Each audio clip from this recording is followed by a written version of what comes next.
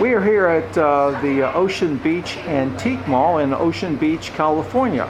This is the entrance, and I'm talking to, what is your name, young man? Ken Freeman. Ken Freeman. Now, Ken, that's a very familiar name. Have you been in the antique business for a while? A little over 30 years with my wife, Nancy. Nancy. And I was wondering, Ken, is this where you started out at, or did you have a prior history to this mall? They keep raising our rent. We keep moving. This is our. And where were some of the places that you were at prior to here? We owned the Unicorn Antique Mall downtown San Diego. The Unicorn Antique Mall, was that monster that must have been 30,000 square feet. 30,000 square feet. From about what years to what years did you own that business? Ooh, that would be like 70 through. It was about 20 years. 70 through 95, something like that. 1970? 1980, something like that. I don't know. Okay, probably more like 1970, that's pretty old in the antique mall business. Right. So at its peak, how many dealers did you have there at its peak? About 120. At 120. Like and any of those dealers, are they still around, the ones that you used to have? A lot of them are still in existence. None of them are with us now. Do any of the dealers who are still around in any form come to mind? Mara. There's probably 7 or 8. Most of them are up at the Antique Warehouse in Solana Beach. In Solana Beach. Okay, well that's great. And so how long have you been here at this location? We've been on this street for 11 years. So we've been in this location here for 5 years. And so before here, where were you on the street? Across the street and 1 block up. I see. And they raised the rents and then you moved here? They doubled the rent. That's pretty painful. Really good. Not as bad as downtown. Downtown they went from $8,000 for the mall to $28,000 when the ballpark went in. Well, and so I was wondering, where are you from? What city were you born in? Well, I was born in San Francisco, lived there 1 week. You lived a week? In San Francisco. So you left San Francisco when you were 7? No, 7 days. 7 days. 7 days. Right. And then we moved to Northern California up by Eureka in the Redwoods. And how long were you there? Until I graduated from Humboldt State. So you graduated from Humboldt State, and what was your degree in?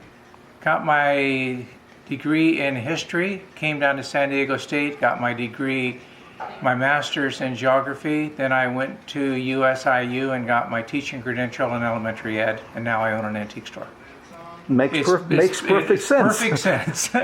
Well, I guess with a history degree, I mean, that would make sense. A person interested in history would have a good chance of doing the research that's necessary and have a perspective of these things when they were made and that kind of thing. It doesn't hurt. It doesn't hurt. Sometimes it doesn't particularly help, but it never hurts to have more knowledge. And I understand that, Ken, some time back that you had quite a tragedy here. How long ago was that? About 1.5 years ago now. About 1.5 years ago, and I understand that you were robbed. Is that what happened, or what did happen? 3 bastards came in here with a shotgun. With a shotgun? What kind of shotgun was it? Big. It was a big shotgun. Yeah. Big. Was it persuasive? Very. The main thing that was persuasive about it is that he was aiming it at my daughter and I. And what's your daughter's name?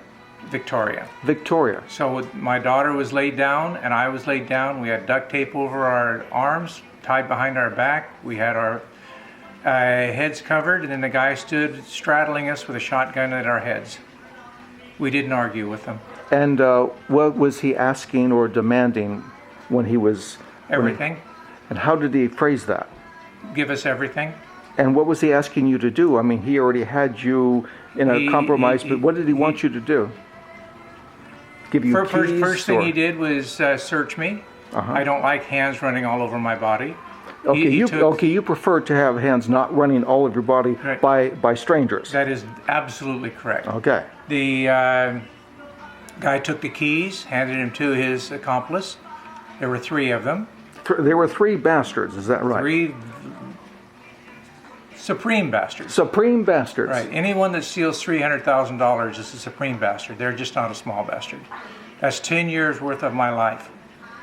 I want them in prison. That's why I'm giving a $10,000 reward for their asses in prison. And is there a website where we'd be able to get information about this? It sure is, and this is So- it right here. And what is it in spoken terms? Okay, www.zcomputerguy.com.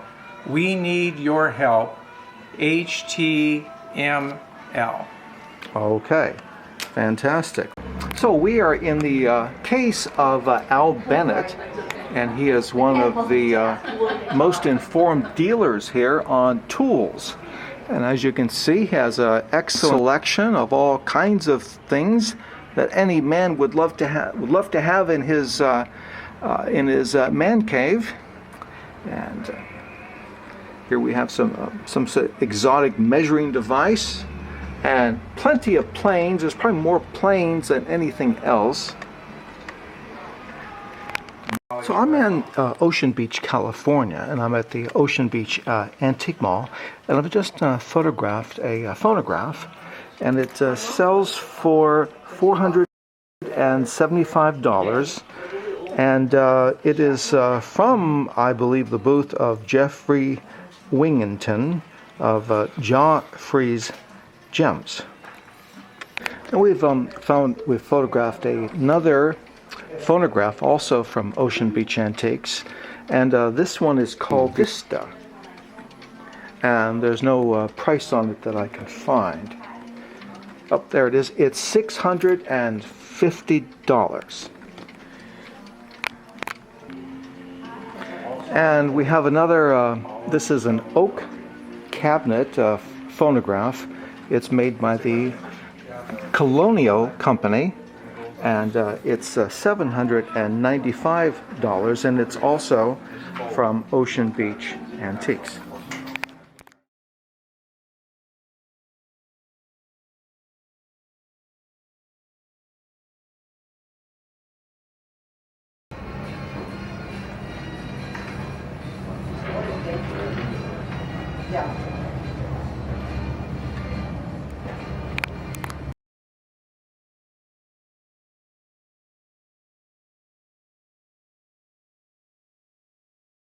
So I'm here at Newport Avenue, and I'm in the space right here of Ralph Bowman.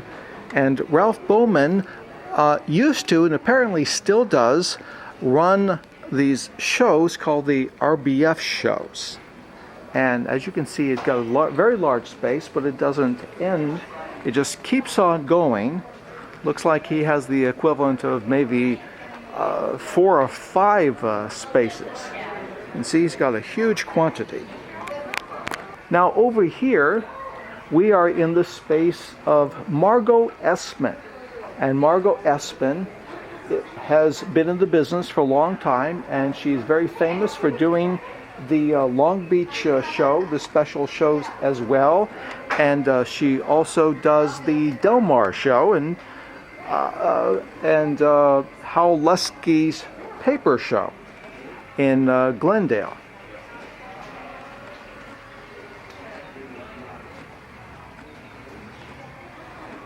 And she has a lot of posters and fruit crate labels. Sometimes they call them orange crate labels, but they're not for just orange crates. And down here she has seed packets, and this is perfect for spring. And look at all these petunias and eggplants and all kind of seeds. Perfume labels. Well, let's see about that. Beautiful perfume labels. Okay. What is your name, young man? Johnny. Johnny what? Flores. Johnny Flores. Yes. With a Z or S at the end? Flores. Yes.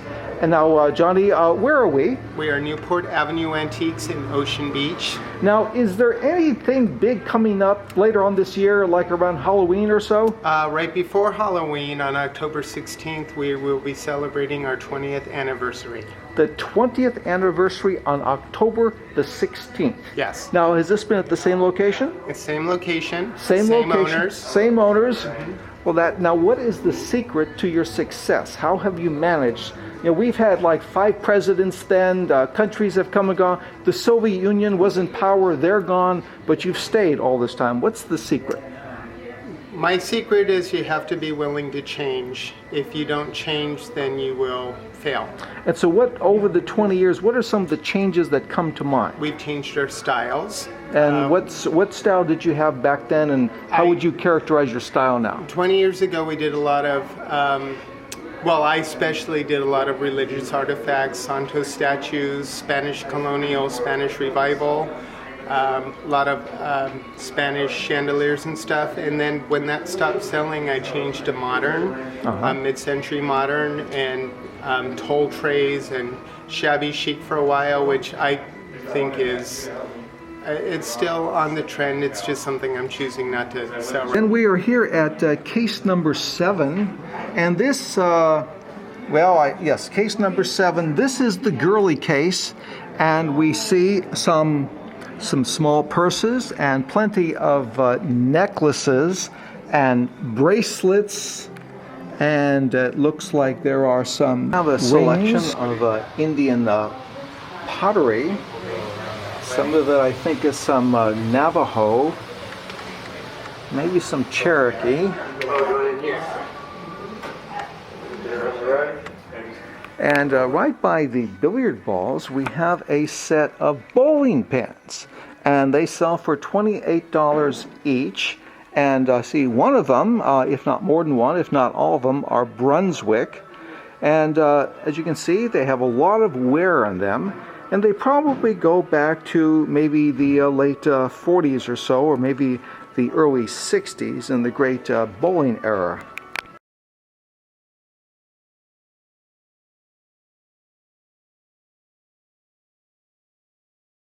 Here at Vignettes, I'm talking to, what is your name? What is your name? Neoma. Neoma. Could you spell that, please? Neoma. And Neoma, I was wondering, the thing that I would say characterizes this place are maybe 3 themes. Obviously, French furniture from the turn of the century and things along those lines. And obviously, chandeliers and lighting. About how many would you say you have here? Would you say you have 150 or more? Probably a little more. Would you say 200? 300? No, so you have around 200.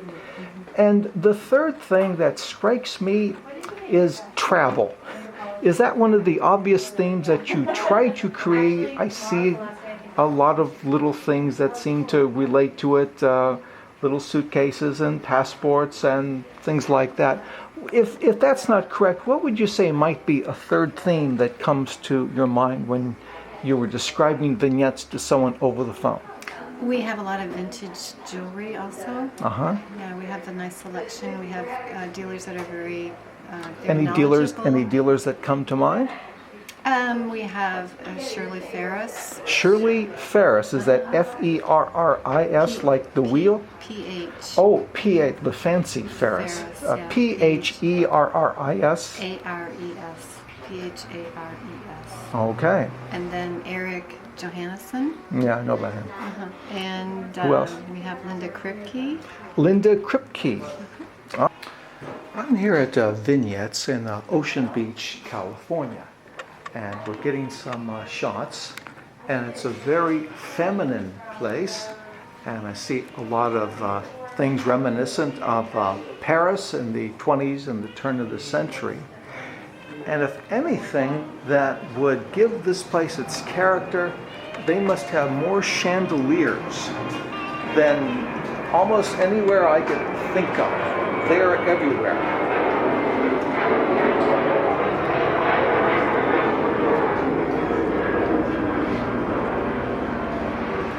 Chandeliers and lighting.